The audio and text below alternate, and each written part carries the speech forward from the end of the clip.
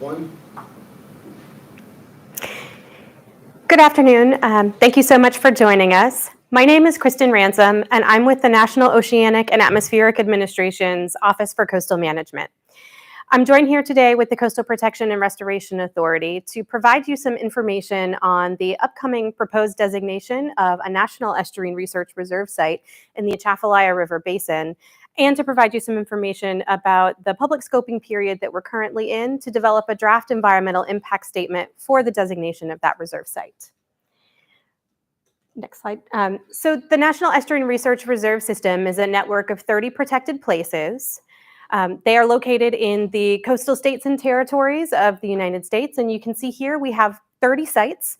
This proposed Atchafalaya River Basin Reserve would be the 31st entering into the system. So a National Estuarine Research Reserve is a protected place that is set aside for long-term research, monitoring, and education. These areas are set aside for those purposes, and those specific programs that are operated outside of a reserve are done so guided by the local community needs and priorities, but done in a manner that is systematic across the entire network of 30 places, allowing the research, monitoring, and programs coming out of the individual reserve sites to be meaningful on a national level. To that end, we have a number of system-wide and national programs that we operate through the National Estuarine Research Reserve System. The first is our system-wide monitoring program. This is a program that occurs at every single reserve that provides consistent water quality, meteorological, and vegetation data that gives a snapshot of how each reserve is doing. This data is available to the public online, and as I mentioned, is made continuously. So this data is available at all times. The second nationwide program that we have is the Coastal Training Program.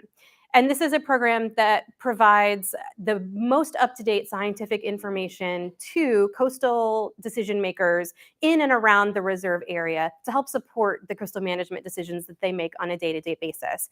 And this is done very often through training and technical assistance. Next, we have our K through 12 estuarine education program, as well as our Teachers on the Estuary program. These education programs provide curriculums and site visits for students that's focused on estuarine education. And the Teachers on the Estuary program provides teachers with hands-on experience in the field that they can bring back to their classrooms and students. Next, we have the Margaret A. Davidson Fellowship. This is a fellowship program that provides graduate students with a paid fellowship ability to go to a reserve and do a 2-year research project that directly addresses a management priority at that particular reserve site.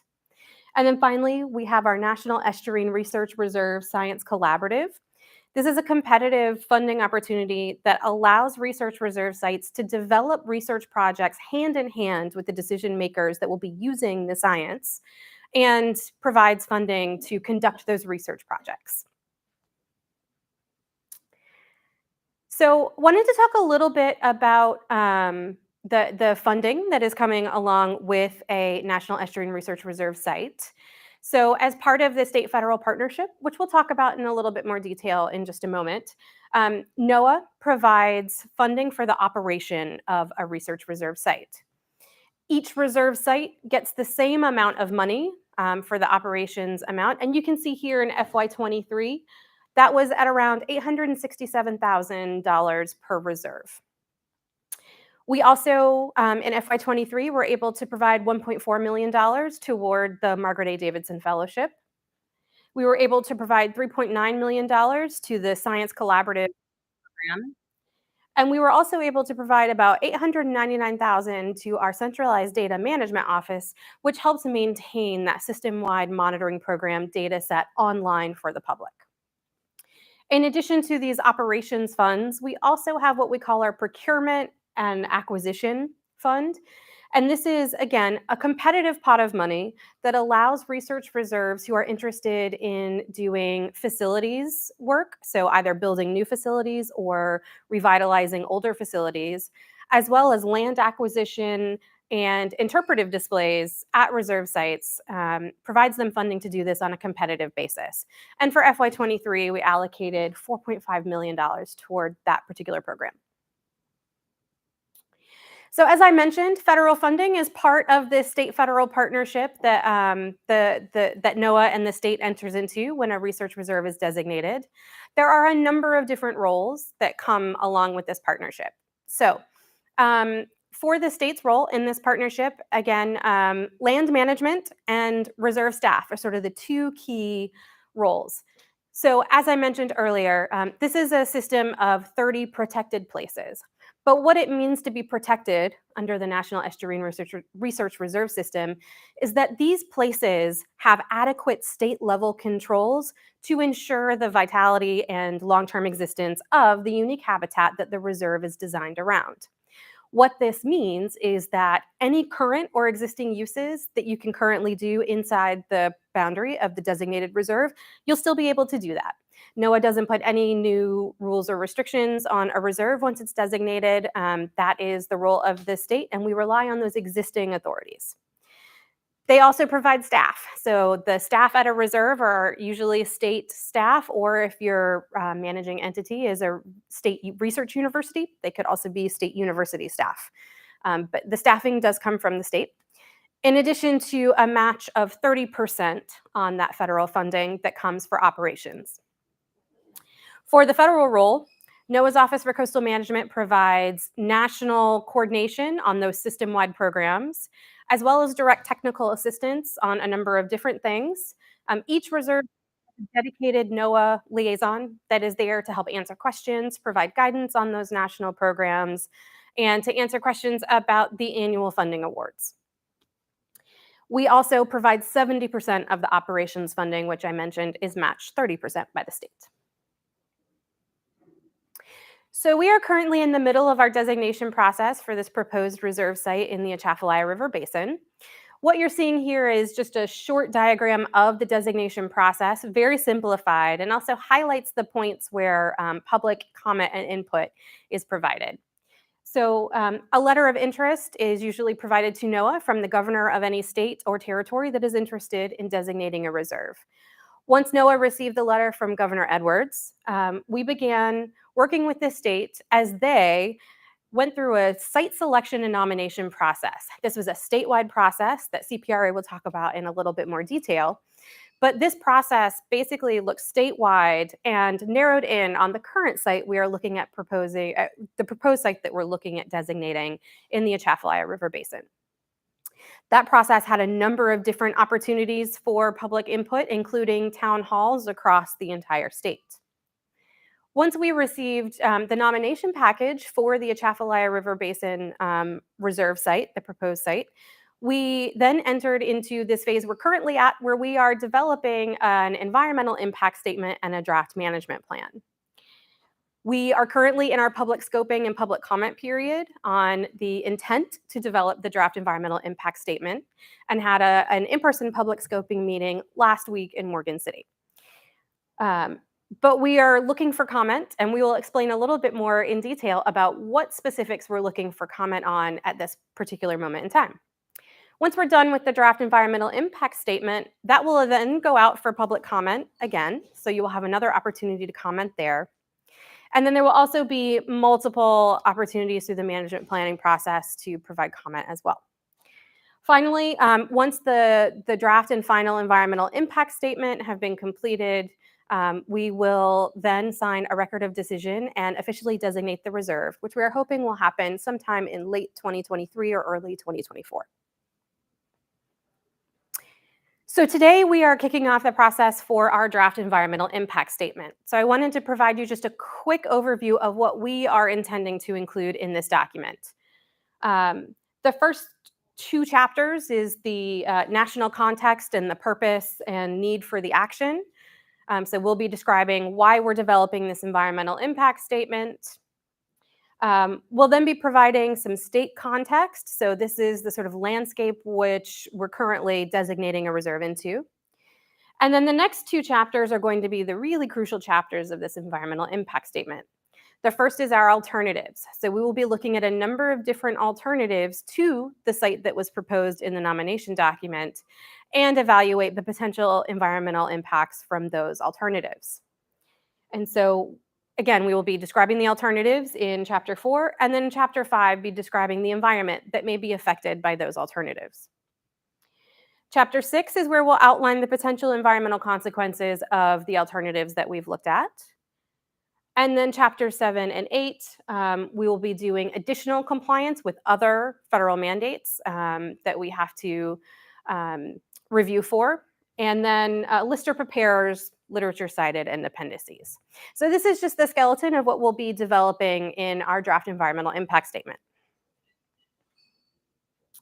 So as I mentioned, the impact statement alternatives are a really critical part of this draft environmental impact statement. And this is one place where we are absolutely looking for input from the public during the scoping period.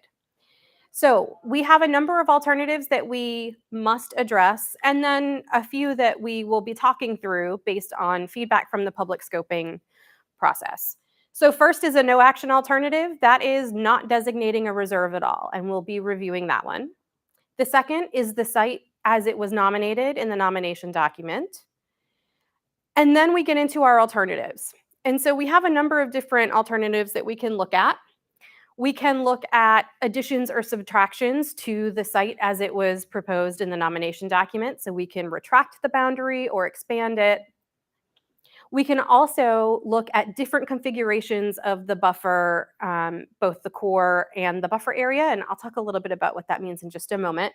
But we can look at different configurations of those. We can also look at other sites that may have been previously eliminated that we want to include as an alternative for this environmental impact statement. So these boundary alternatives that I just mentioned are things that we will be talking through in the development of the draft environmental impact statement.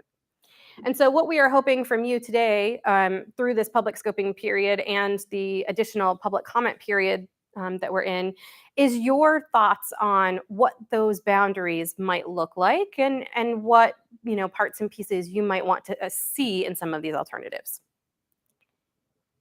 Next. All right, so I mentioned core and buffer. And so these are specific boundaries that a reserve develops. And so we have our core areas, and these are the areas where the unique habitat that the reserve is designed around are located. These are critical key land and water areas that make up that habitat, that represent the diversity of the site's ecosystem, and that are under that state control enough that we can be sure that the habitat will be there for long-term study. So that's our core boundary. Drawn around that is a buffer boundary. And so the buffer areas are areas that are adjacent to that core boundary that provide support for that unique habitat. So one great example is marsh migration. If you have a specific marsh that's located in your core area that you know is migrating to one area, you may want to have your buffer boundary include that area it's migrating to so it has a place to move through the future. And these are also critically where areas where facilities can be located. So we don't want to do a lot of construction in the actual key habitat we're looking at researching, but in those buffer areas outside, that's where a lot of reserves locate their interpretive centers and their headquarters. All right, so it's not just me working with the state developing the draft environmental impact statement. So I wanted to share just a little bit about our team. So the NOAA Office for Coastal Management Designation Lead, that's myself, Kristin Ransom. My contact information will be at the end of the presentation. But we also have the National Estuarine Research Reserve System Program Manager, that's Erica Seiden, who will be working with us. We also have our NEPA and environmental compliance team. These are the environmental impact statement experts in our office who will be helping make sure that we're crafting the document in an appropriate manner.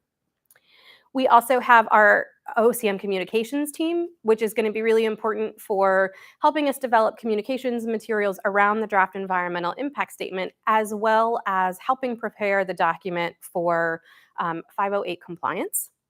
And then last but certainly not least, we have our Office of General Counsel for Oceans and Coasts to help along the entire development of the document to help us make sure that we are meeting our legal responsibilities. All right, so with that, I would like to turn it over to CPRA now to talk a little bit about that site selection process and provide a bit more detail about the state context for the proposed Atchafalaya River Basin Reserve. Thanks, Kristin. This is Wes LeBlanc with CPRA. Again, this is the public scoping meeting on the draft EIS for the proposed Atchafalaya Research Reserve. Real quick, I'll do a little background on how we got here. Louisiana has been interested in having a designated NERR for decades now. We're the only marine coastal state without one. Kristin showed a slide earlier, a blue and gray map with all the coastal areas, or all the coastal states highlighted in blue. We were the only state not highlighted in blue for the longest time. So the NERR site selection and nomination process began in 2020. The governor then nominated the Atchafalaya to NOAA in 2022, and that nomination site was selected in 2023. So today is a kickoff of the NEPA process and the development of the EIS. We'll be soliciting public feedback on the proposed Atchafalaya NERR and its core and buffer areas. So Kristin also mentioned the federal team at NOAA that helped get this where it is. I want to touch a little bit on the state team. The designation leadership team took care of oversight of day-to-day progress on the site selection process. The site development committee included over 80 members and were representatives of state and federal agencies, academia, NGOs, and Native American tribes. They convened 8 times throughout the site selection and nomination process. The site criteria and screening subcommittees are responsible for revising and applying the site selection criteria to candidate sites, and were largely comprised of the site development committee members. And then the proposal teams were responsible for preparing the proposals for candidate NERR sites for consideration by the SDC and executive committees. So for the initial site selection, there were 6 areas identified: the Calcasieu, Atchafalaya, Terrebonne Basin, Barataria Basin, Lake Pontchartrain, and Mississippi River Delta. These 6 candidate sites were initially considered as potential locations for this NERR. In order to trim this list down, we applied a few criteria, including unique coastal setting. Does the site contain unique habitats and coastal processes that are not already included in an existing NERR? State-owned lands. Does the candidate site contain sufficient state-owned lands? As we know, that the NERR site cannot be more than 40% federally owned land. So we had to find areas that met that. Additionally, we wanted to look at land integrity and change in habitat diversity. Is the candidate site a unique habitat, and is it anticipated to remain intact in perpetuity? And finally, we looked at hydrologic manipulations.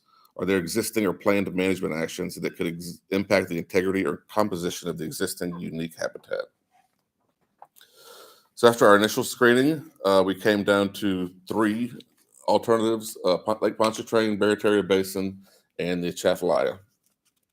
Again, we applied the preliminary screening criteria, and the site development committee voted on which candidate sites to further consider. Based on a majority vote, these 3 remain for further consideration. We had several public town hall meetings. The screening subcommittees applied the selection criteria to evaluate the score the 3 candidate sites. And after all was said and done, Atchafalaya scored the highest. The executive committee reviewed the process and the outcomes of the scoring.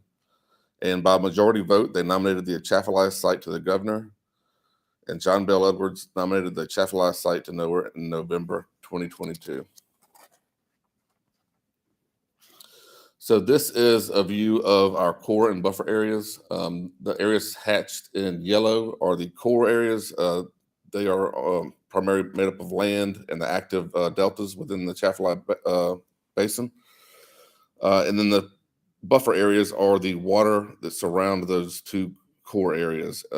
This includes most of the bay, some of the rivers, and then a little bit of the JWW.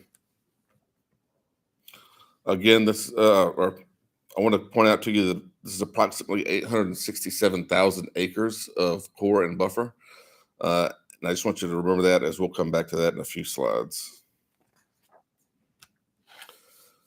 So what does the Atchafalaya NERR provide in terms of the following? Well, uniqueness. The Atchafalaya would add 2 major river deltas to the NERR system.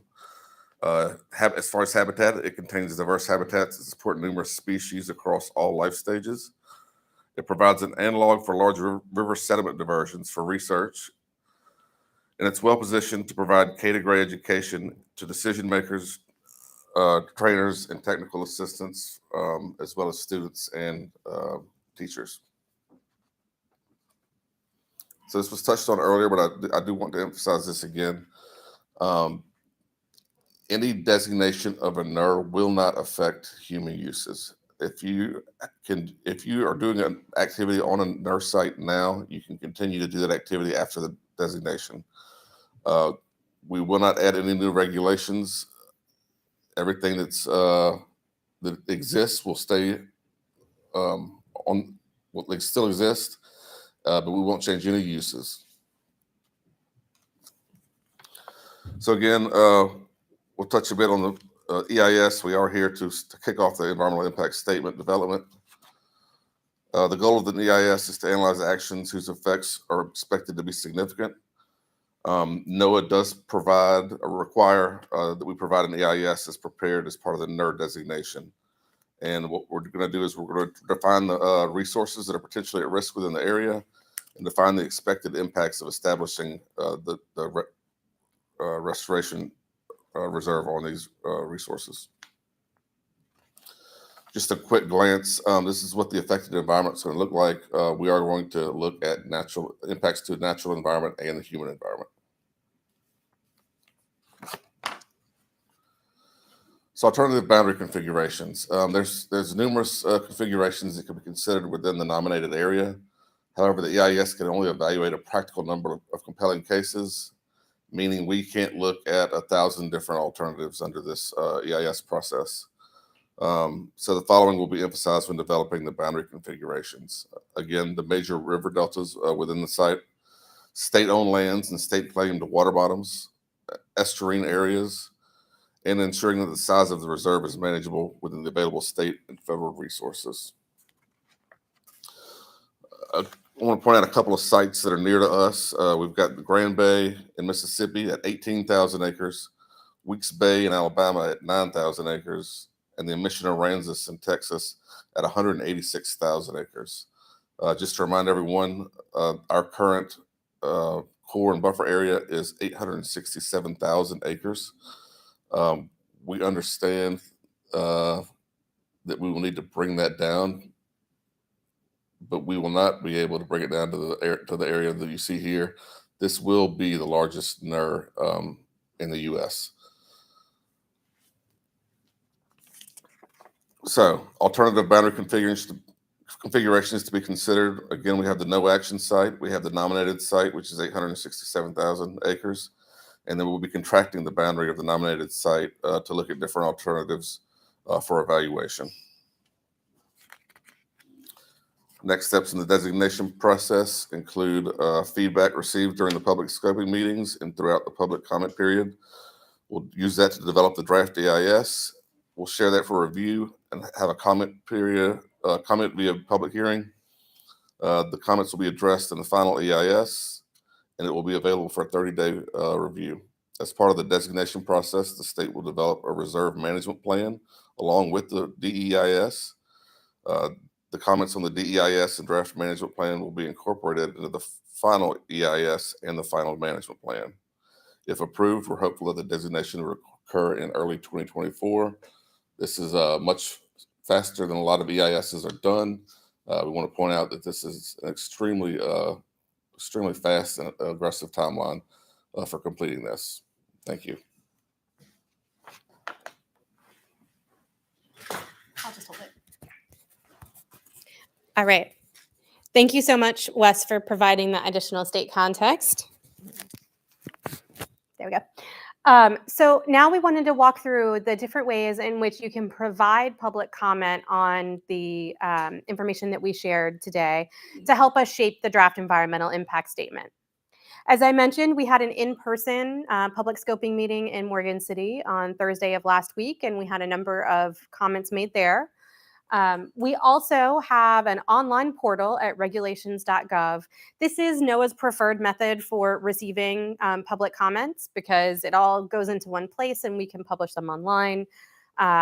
So that link is here on the screen, and this presentation will also be available at the link once we're done with the public scoping meetings if you'd like to take a look at these materials again. You may also provide comments, written comments to me by mail. So you'll see here my address is listed on the screen. It is 1021 Balch Boulevard, Suite 1003. That's at Stennis Space Center in Mississippi, and that zip code is 39529. And if you do send in a written comment, please send that to attention Atchafalaya, NERR. Written comments and, comments submitted to the online portal must be done no later than 11:59 p.m. on May 15th. If you are submitting a written comment by mail, that written comment must be postmarked no later than 11:59 on May 15th. If you'll go to the next slide, we'll flip back and leave the contact information for providing public comments in just a moment, but I did want to provide, if you can see that on your screen, my email address. That's kristin.ransom@noaa.gov. In case you do have any questions about this process in general or just would like more general information, please feel free to reach out to me. So, and if we'll go back, just want to say thank you. So we've reached the end of the presentation. We just want to leave the public comment opportunity up on the screen for you for a little bit, but as we're saying goodbye. But just thank you so much for joining us on the live stream today. We really, really appreciate any comments that you do provide to us, and we really are looking for some great feedback on how we can shape these alternatives in the draft environmental impact statement. And as I mentioned, if you have any questions and would like to reach out to me, feel free to do so at kristin.ransom@noaa.gov. Thank you so much, and I hope you have a great day.